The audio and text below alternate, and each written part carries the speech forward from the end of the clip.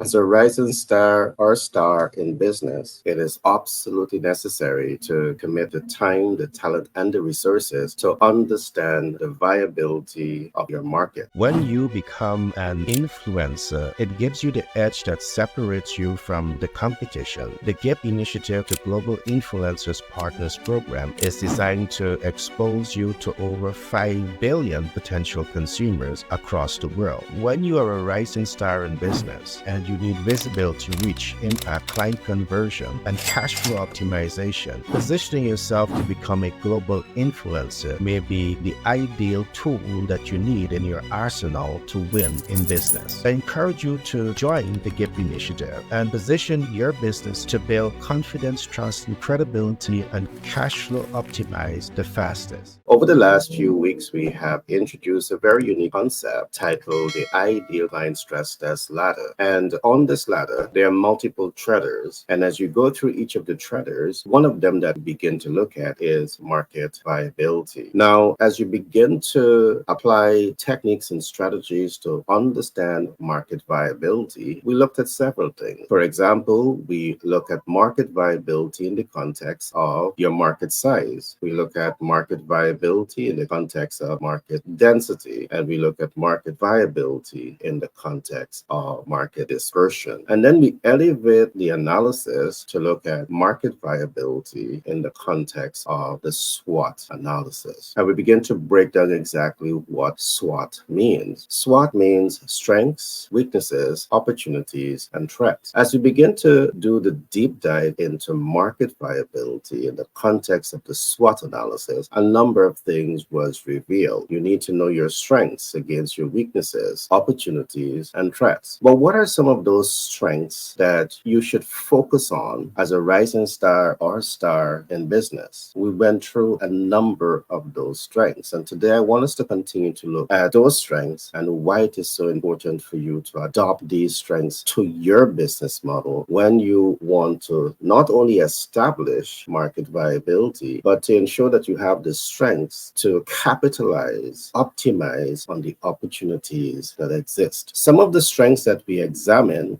one was, are you in a strong financial position? You need to be here. If not, why not? We explain all of the reasons why you should position yourself to be in a strong financial position. Second, we talk about adopting relevant technology to your business ecosystem. In the last broadcast, I went on to talk about market differentiation and strategies that you can use to ensure that you have unique patent, copyright that you can leverage to your advantage, meaning that you are the only person who is licensed to speak or do anything in relation to that exclusive rights. There are a few other strengths that I want us to look at over the next few weeks. I want us to look at skilled workforce and how can that contribute to you optimizing your chance to capitalize in a viable market. We will also be looking at brand image and brand repetition, and we will also be looking at loyal customer base. So those are some of the things that we're going to be looking at in the next few days to weeks. I want to encourage you to like, subscribe, and share so you will be the first to get these content that we are bringing to you on a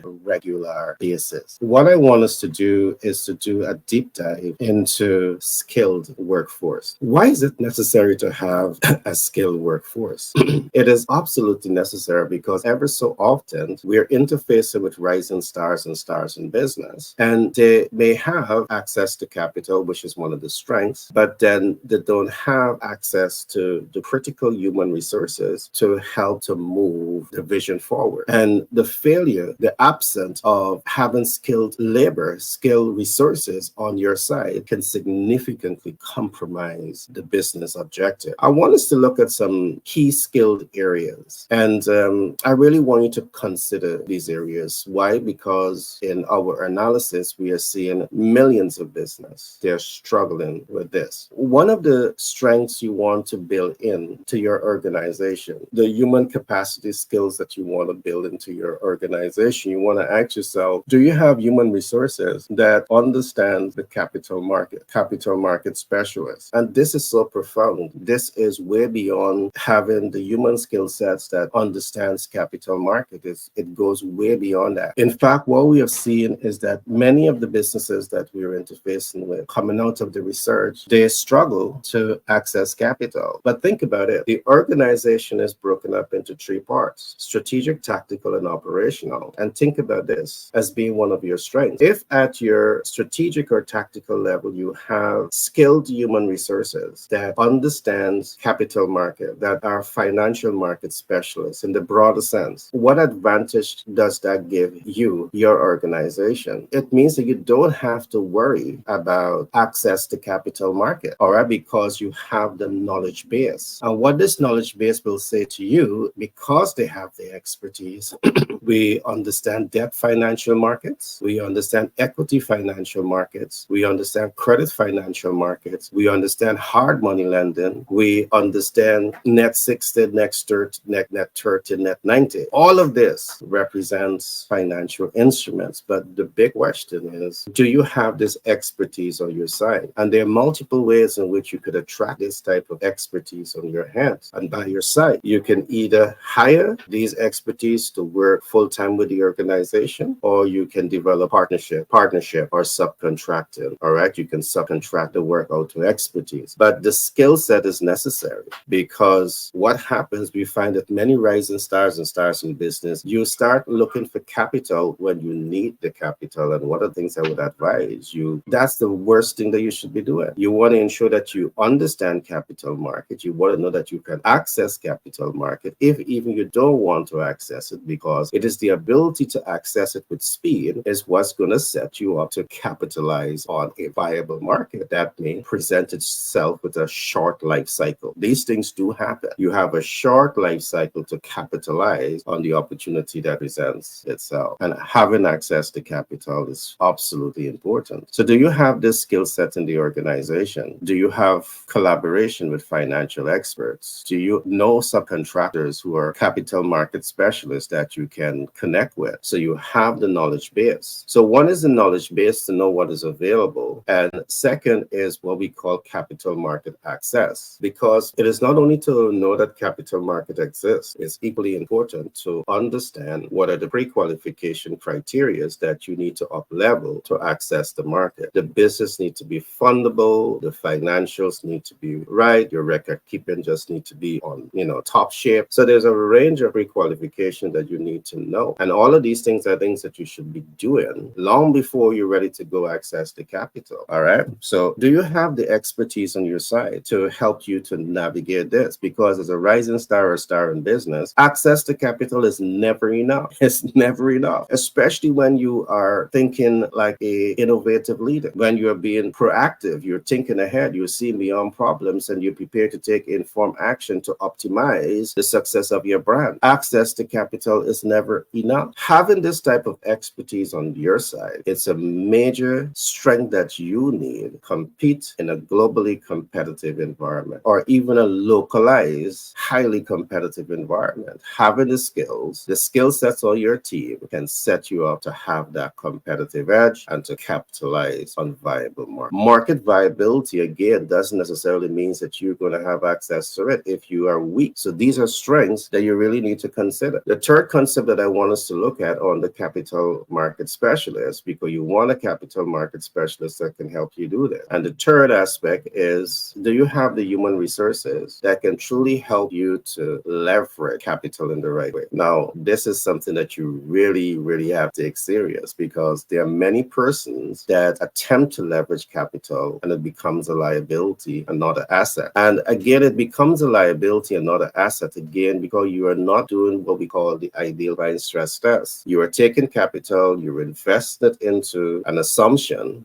based on intellectual speculation, if you have such a thing. But you're doing this and you're undermining the potential of your business to cash flow. All right, you're undermining the business potential to grow, because you need to have the expertise on your side that can tell you smart ways to leverage the capital. Perhaps your financial specialist might be that person who is able to look at the project and collect data, analyze data, help you to up-level the data and mitigate it in the right way so as to ensure that you are leveraging capital the way it should be leveraged to enhance profitability. So this skill set on your side is also important because, I've seen accountants in organizations, and what accountants traditionally do is they assess income against expenditure on the balance sheet. But in terms of doing the market analysis, the SWOT analysis, they are not necessarily trained in that area because they're trained in a narrow way. And there's nothing wrong with that. I'm not hitting that. I'm just saying that along the accountant, because they are tremendously talented people and this is an asset that you need in your organization. But I'm saying alongside them, perhaps if your capital market specialist doesn't understand finance, or your accountant don't understand capital market management, you need to have these two players within the organizations that can knock head and come up with the best decisions possible in managing the financial portfolio of the company. This is a strength that you need to be in. The most important aspect that I'm also be going into now, which is the fourth and final aspect when it comes to capital market specialist. You need to also have a capital market specialist that understands how to mitigate debt. Now, this is so important because there's a number of ways we mitigate debt, and why mitigating debt is so important. It is important because you are able to reduce the cost of capital. All right, when you take debt, it is subject to APR, annual percentage rate, and today we have a lot of businesses that are complaining about a high cost of capital. But with a capital market specialist, a debt mitigation specialist, several things happen. Several things happen. One, they are able to say, okay, instead of taking debt, let's take a lower amount of debt and let's take some, let's find an equity partner, or let us build up a relationship so we can establish multiple trade lines. That's where you're getting net 30, 60, and 90. And that's a different financial instrument because you're able to access perhaps either the goods or the services, and you're able to put them back to the market, receive funds, and still have no interest to pay, and still have 60, 30, 90 days to offset the cost of those products. Having all of these expertise on your side is so important because it can be the difference between survival and failure. It can be the difference between survival and failure. It also goes deeper because with a capital market mitigation specialist, a debt mitigation specialist, they're also able to say to you that regardless of the cost of capital, you have control. One, you can negotiate with a financial institution to bring down the APR, or you can, by understanding principal and interest, by understanding how to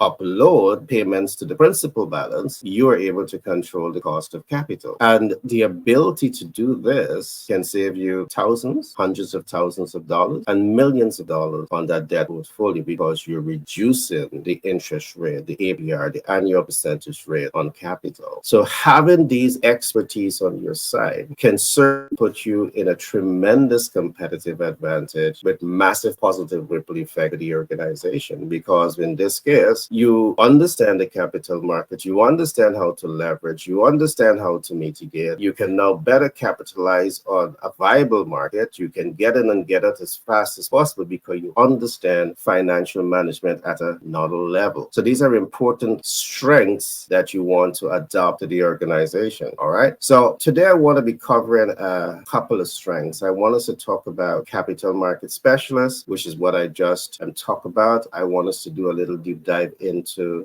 mastering strategies and your SOPs, standard operating procedures. And finally, I want us to spend some time also looking at systems, how to master systems, all of which are strengths that you need as a rising star in business, because if you do not understand what I'm talking about here, you're at a disadvantage. And when the competition know more than you, they're going to upset you. They're going to beat you. They're going to build walls around you. They're going to squeeze you in, and they're going to smash you up, and then they're going to spit you out. And as a rising star in business, that's not necessarily what you want to play the game. You want to play the game to win the game. When you fight, you win.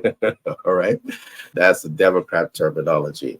Now, let's go a little deeper into this. I want us now to look at mastering strategies and SOPs. Now, what is your SOPs to onboard clients? Do you have standard operating procedure to onboard your clients? If not, why not? And SOPs is a standard way of doing things. A standard way is different than doing things in chaos. And as a rising rising star, you need to have order. You need to have systems and strategies. You need to have your SOPs. What does your SOPs as a strategy looks like when it comes to onboarding your client? Now, there are many other SOPs that we can look at, but in this context, we are looking at onboarding your client. What does step one looks like? And I want to walk you through a series of steps that can be considered when you want to onboard clients. And of course, if you want to learn more about this, we have the ideal client stress test ladder, which is what we have examined here in part, and we have the client conversion ladder. And these are unique thesis that is exclusive to us because we have done the research and we have built out all of these systems to ensure that we've given you a competitive advantage in business. Elevate your business with 10X Branding and Marketing LLC. Our expert team specializes in enhancing your brand's visibility and connecting you with your ideal clients. We employ strategies that increase reach, leaving a lasting impact and driving client conversion. Trust and credibility are vital in businesses and excel in building them even with a limited budget. Our cost-effective approaches ensure you get the best results without overspending. Ready to boost your business cash flow? Contact us at 332-235-T99 and let 10X Branding and Marketing LLC guide you to success. Our focus is on elevating your visibility, which directly translates to growth. Experience the power of effective branding and marketing with us and witness your business thrive. But let's look at this one. So you're onboarding client. What is your SOPs? What is your SOP to command attention? What does it look like? Because if you're going to be onboarding the ideal client, how do you command attention? Do you have a SOP?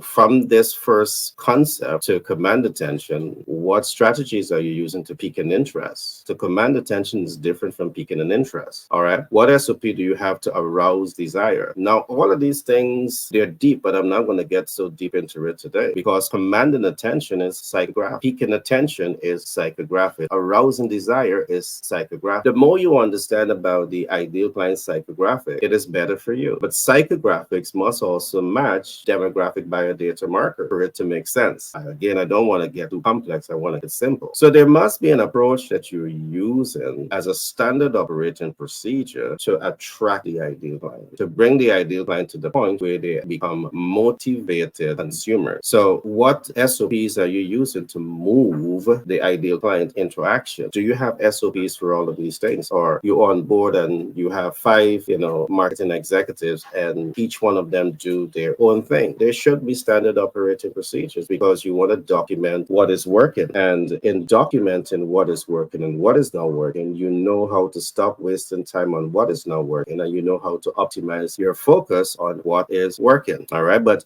you cannot do this if you don't create traceability. And I'll talk about that as I go deeper into systems. So what is your SOP to create impact with the ideal client? You see, if you want to impact the ideal client, it makes sense to commit the time, talent, and resources to understand their pain point. And that, again, is both psychographics and demographic. The more you understand about this, what does your SOPs say? Standard operating procedure, perhaps it might say, commit the time to identify the ideal client based on their demographic classification. Commit the time to identify the ideal client based on their pain points. And then you innovate products and services in alignment with demographic classification and pain point of the ideal client. Standard operating procedures, SOPs. Because with this, when that product or service goes to market, it is likely to make the highest degree of impact. Why? Because it represents the interests of the ideal client. So you research it, you analyze it, you innovate in alignment with that, and then you position. What does your SOP look like when it comes to onboarding the client? We're doing this because even as private equity investor, when we go into a company, very often these systems are not set. They may have a very strong brand, but the system, the SOPs are not clearly established. And when the SOPs are not clearly established, there's no transparency. I'll talk about that in a few. There's no consistency. I'll talk about that in a few. So all of these things are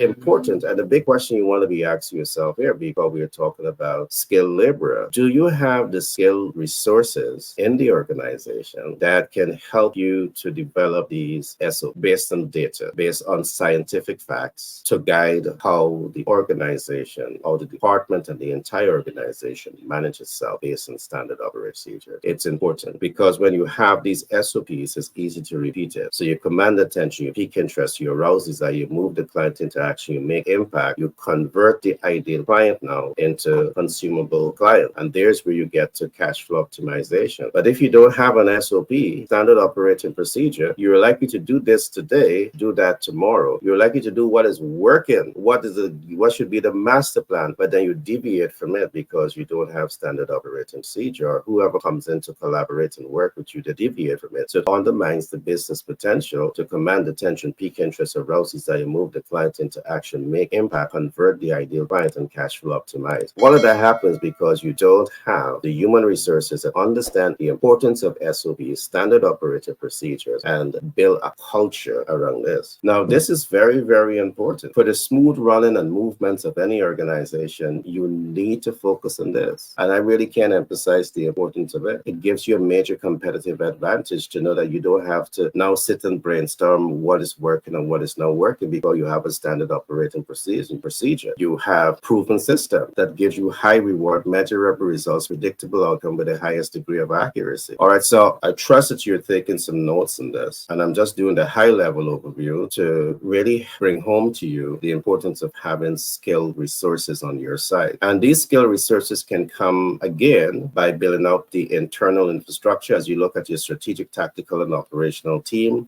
Between your strategic and tactical team, you can have some of these skill sets. It is necessary when you want to capitalize on market viability. Can you imagine that you and your team came together and you perhaps have a subject matter expert that understand how to move a process forward faster, and you're able to execute a building project in 2 months while the majority of persons are completing that process in 4 to 5 months? Can you imagine what your system is doing for you? It is helping you to reduce the project life cycle. By simply reducing the project life cycle, you can be reducing the cost of the project. All right. That means you can get more work in. You can start a new project faster. That's more income coming into the organization because you have an established way of doing things effectively and efficiently. But do you have the skill sets around you to achieve this? So there's a lot for us to unpack here, but I want to stick to the subject that I'm looking at right now, which is onboarding the ideal clients. Now, the next concept that I want us to look at is do you have systems in place? You must have the human resource who are masters at systems. Do you have the human resources that truly understand system, that promotes team compliance to the SOP? Now, this will coincide with the first one. You want to have systems. You want to have people that understand systems. And let me break this down. There are 6 important concepts that I want to cover here. What strong people that understand strong systems allow you to do is to build out what we call transparency. And transparency means a lot of things. Transparency could be internal to the organization, and transparency could represent external factors to the organization. In this context, let's talk about internal to the organization. So you have a marketing department that are looking at onboarding new clients. So you have built out your SOPs, your standard operating procedures. But what you fail to do is to ensure that in your absence, everyone else in that department understand how to deploy your onboarding strategy. That means that there is no transparency. All right. Somebody knows the SOPs, might be the head of marketing or might be someone else, but then you have no transparency in terms of how you acclimatize your team to the SOPs. So you want to ensure that you have transparency built into your system. So everyone in the department, whether it be public relation or finance department or marketing department, they have transparency. So everyone in this department knows exactly how to execute a process. It could even be your research and development department, the department of journalism. You have standard operating procedures that is now systemized. You don't have transparency. Now, what transparency allows you to do when everyone knows that this is how we do it? And if you deviate from this plan, there will be consequences. There will be consequences. So having the system systems in place helps with the transparency. And because there are going to be consequences, guess what happened? Everyone is now holding themselves accountable. So you get accountability. And because everyone are holding themselves accountable, you get consistency. And there's something that unique that happens when you have consistency. You often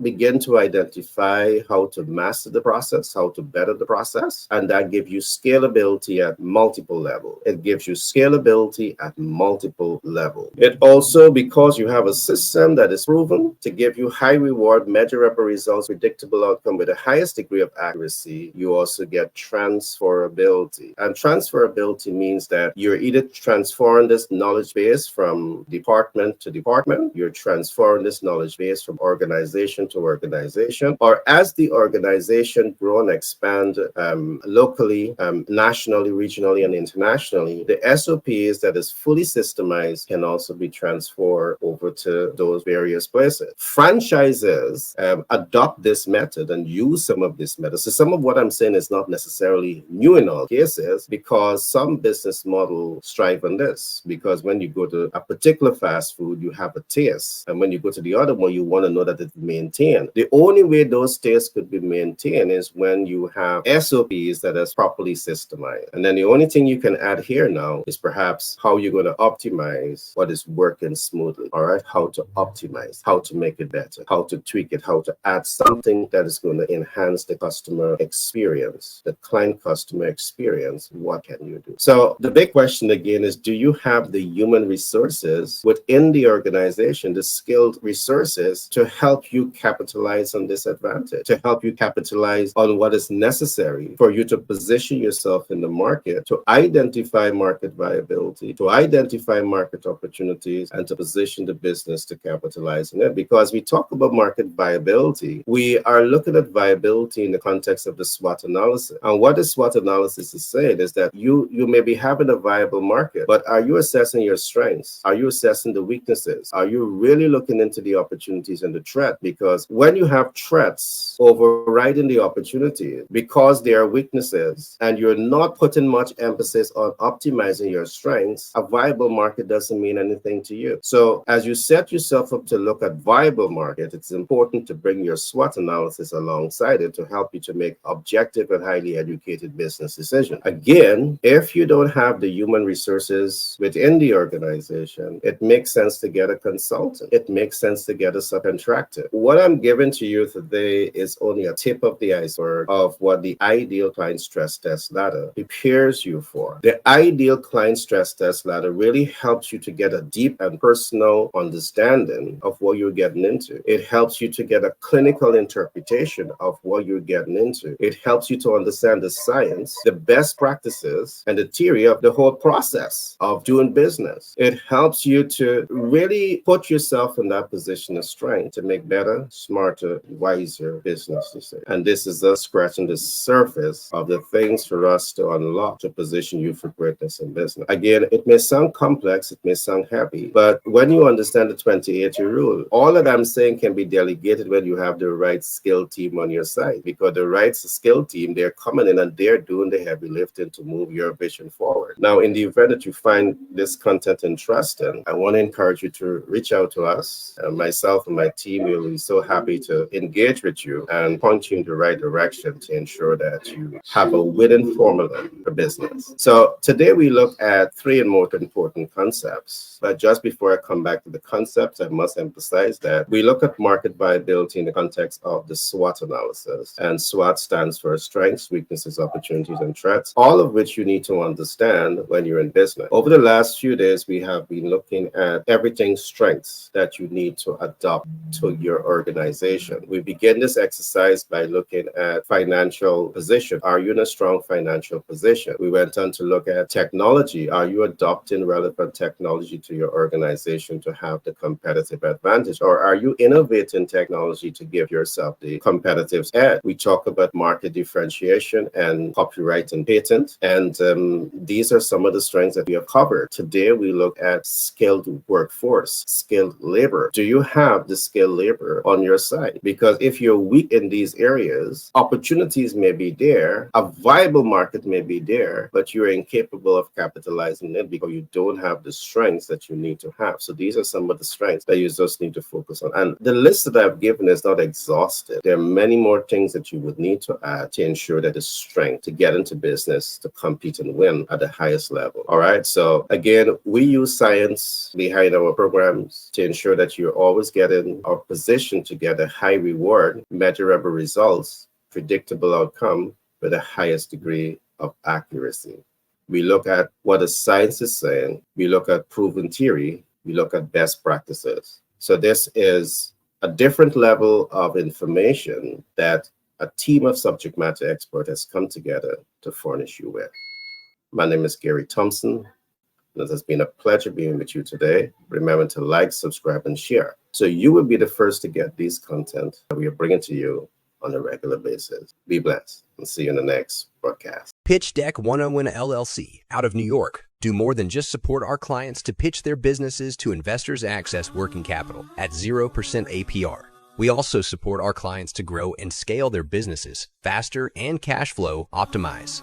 Pitch Deck 101 LLC recent partnership with 10X Branding Marketing LLC and Global Capital Inc. out of the USA has enabled us to form unique partnership with multiple financial institutions, which means we can do even more to accelerate the success of our clients. Let Pitch Deck 101 LLC give you the support you need to pitch to investors, access capital, access new markets, and grow and scale your business. Contact us now on 332-235-1099 for a free consultation.